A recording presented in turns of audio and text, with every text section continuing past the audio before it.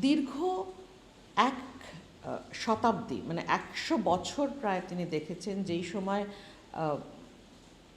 স্বাধীনতা সংগ্রামের বহু আগে, যখন ব্রিটিশ শাসন, তারপরে গান্ধীজির আন্দোলন, তারপরে সংবিধান তৈরি, তারপরে দেশভাগ, তারপরে উদ্বাস্তু পুনর্বাসন এবং তারপরে বেশ কয়েক বছর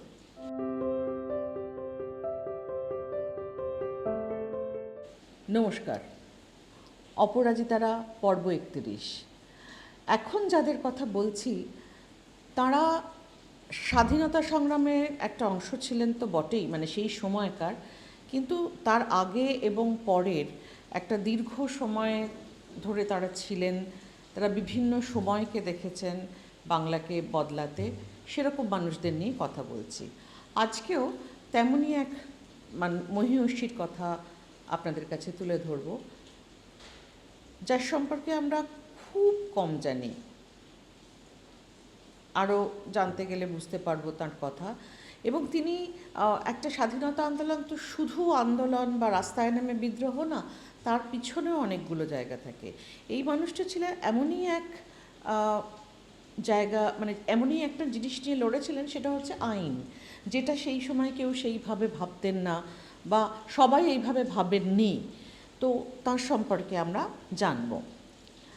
যার কথা বলছি তিনি 1947 সালে দেশভাগের বহু আগে থেকেই নারী অধিকার আইন নিয়ে লড়েছিলেন এবং তারপরে দেশভাগের পরে যখন উদ্বাস্তুরা এই দেশে এসছেন, তখন উনি উদ্বাস্তু এবং পুনর্বাসন মন্ত্রী।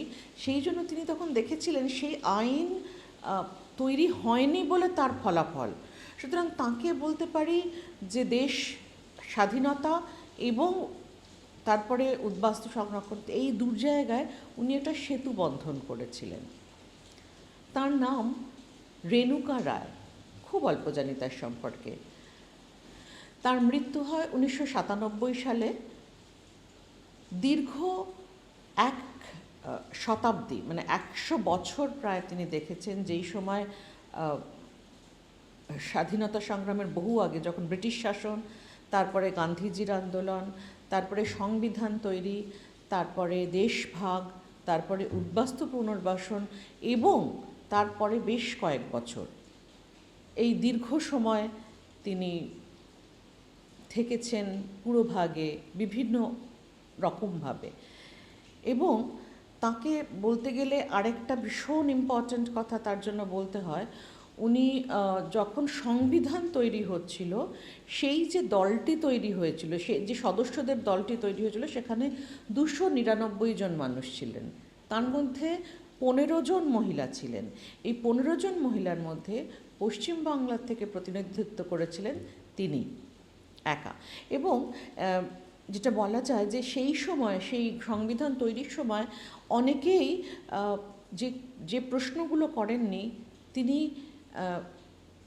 অসম্ভব সাহসের সঙ্গে সেই প্রশ্নগুলো করেছিলেন। এবং সেটা কেন, সেটা আমরা তার পরিবার সম্পর্কে জানলে জানতে পারবো। সেই তার নাম শ্রীমতী রেণুকা রায়, আমি আগেই বললাম। রেণুকা রায়ের পরিবার ছিল বলতে পারি নবজাগরণের একদম কেন্দ্রবিন্দু। তার দাদু ছিলেন পিকে রয়। তিনি ছিলেন অক্সফোর্ড বিশ্ববিদ্যালয়ের ডিফিল অর্জনের প্রথম ভারতীয়, আমাদের প্রেসিডেন্সি কলেজের প্রথম ভারতীয় অধ্যক্ষ। তার দিদিমা ছিলেন সরলা রায়, যিনি একজন সমাজ সংস্কারক ছিলেন। তিনি গোখেল মেমোরিয়াল স্কুল এবং কলেজ তৈরি করেন এবং কলকাতা বিশ্ববিদ্যালয় সেনেটের প্রথম ভারতীয় মহিলা সদস্য। তিনি ছিলেন দুর্গামোহন দাসের বংশধর, রেণুকা রায় ছিলেন, এবং তার ভাই সুব্রত মুখার্জি ছিলেন প্রথম ভারতীয় এয়ার চিফ মার্শাল। তো এরকম একটা পরিবারের অংশ হিসেবে তিনি যে সবার আগে গিয়ে থাকবেন, এগিয়ে থাকবেন, তা তো বলাই বাহুল্য, কিন্তু তিনি লোকচক্ষুর অন্তরালে কাজ করে গেছেন, কারণ তার জায়গাটা ছিল আইন, যেটা আমরা আগেও বলেছি। এবারে তার সম্পর্কে আরেকটু বলি। 1903 সালে 4 জানুয়ারি তার জন্ম হয়। তিনি লোরেটো হাউস এবং তারপরে ডায়াসেশন কলেজে পড়াশুনো করেন। 16 বছর বয়সে তিনি গান্ধীজি সাক্ষাৎ পান এবং তার জীবনের মোড় ঘুরে যায়। তিনি সেই মুহূর্তে সঙ্গে সঙ্গে সত্যাগ্রহ আন্দোলনে যোগ দেবেন বলে ঝাঁপিয়ে পড়তে চাইলেও গান্ধীজি তাকে আটকে দিয়েছিলেন। তিনি বলেছিলেন, আমার নিশ্চয়ই মানে স্বাধীনতা সংগ্রামের জন্য মানুষ দরকার, কিন্তু আমার শিক্ষিত মানুষ দরকার। তাই তিনি বলেন, তুমি আগে পড়াশুনো শেষ করো, তারপরে এসো। এবং সেই কথায় তিনি পড়াশুনো যে চালিয়ে গেছিলেন সেটা থেমেছিল গিয়ে লন্ডন স্কুল অফ ইকোনমিক্সে। সেখানে তিনি পড়াশুনো করেন। সেখানে তার শিক্ষক ছিলেন Harold Laski, William beverage, Attlee এবং এলিন পাওয়ারের মতো বিশ্বের শ্রেষ্ঠ চিন্তাবিদেরা। যে নারী লন্ডনে বসে বিশ্বের সেরা চিন্তাবিদের কাছে পড়াশুনো করেছেন, তিনি ফিরে এসেছেন, ফিরে এসে সেই মানুষদের জন্য লড়েছেন, সেই নারীদের জন্য লড়েছেন যারা তাদের গ্রামের বাইরে কোনো দিন যায়নি। তাই তার চোখ দিয়ে যখন এই আইনটা দেখা গেছে না, সেটা অনেক বেশি পরিপূর্ণতা লাভ করেছে। 1934 সালে ইন্ডিয়ান উইমেন্স কনফারেন্সের আইন সম্পাদক হিসেবে তিনি একটি গুরুত্বপূর্ণ নথি সংগ্রহ করেন, নথি প্রকাশ করেন, legal disabilities of women in India, a plea for a commission of enquiry. তিনি বলেছিলেন, ভারতীয় আইনে যে নারীদের অধিকার নিয়ে যেটুকু লেখা আছে সেটা হচ্ছে সবচেয়ে অন্যায় এবং অনৈতিক, মানে সেখানে কিছুই লেখা নেই নারীদের জন্য। সেই সময় যেটা হয়েছিল যে নারীদের পিতার যে সম্পত্তি তার অধিকার ছিল না, এবং একই রকমভাবে স্বামীর মৃত্যুর পরে স্বামীর অধিকার স্ত্রী আইনগতভাবে পেত না। তো যেটা তিনি দেখেছিলেন সেই উদ্বাস্তু পুনর্বাসনের সময়, যেই জমি তাদের ছিল এক সময়, সেই জমি তো ছেড়ে আসতে হয়েছিলই, এবং তারা তাদের মৃত স্বামী বা বাবার সম্পত্তি পায়নি, এবং তার সঙ্গে অশিক্ষা, এই নিয়ে নারীদের যে কী অসম্ভব দুর্গতি সেটা তিনি চোখে দেখেছিলেন, এবং তিনি কিছুটা অনুমান করেছিলেন বলেই তিনি তার আইনি অধিকার চিরকাল চালিয়ে গেছেন। রেণুকা রায় বৈষম্য দূর করতে হিন্দু উইমেন্স সাকসেশন বিল নিয়ে কাজ করেছিলেন। তিনি ব্যর্থ হয়েছিলেন। তিনি বলেছিলেন, এই বিলের সবচেয়ে বেশি বিরোধিতা করিয়েছিলেন প্রতিক্রিয়াশীল মানুষেরা, এবং তারা কিন্তু স্বাধীনতাও চায়নি, এবং যার জন্য সেই সময় বিলটা পাস হয়নি।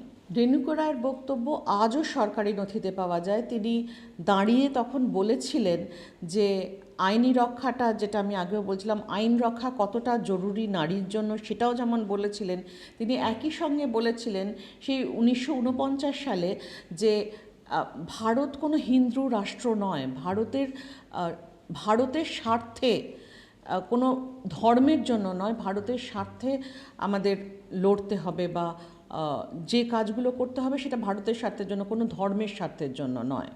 1952 থেকে 1957 সাল তিনি ছিলেন আমাদের পশ্চিমবঙ্গের উদ্বাস্তু পুনর্বাসন মন্ত্রী, এবং এই সময় তিনি একই সঙ্গে যেমন এদের পুনর্বাসনের ব্যবস্থা করেছেন, সেই আইনি লড়াই লড়েছেন। তিনি এনে দিয়েছেন নারীদের অধিকার, চেষ্টা করেছেন, সবটা যে পেরেছেন তা নয়।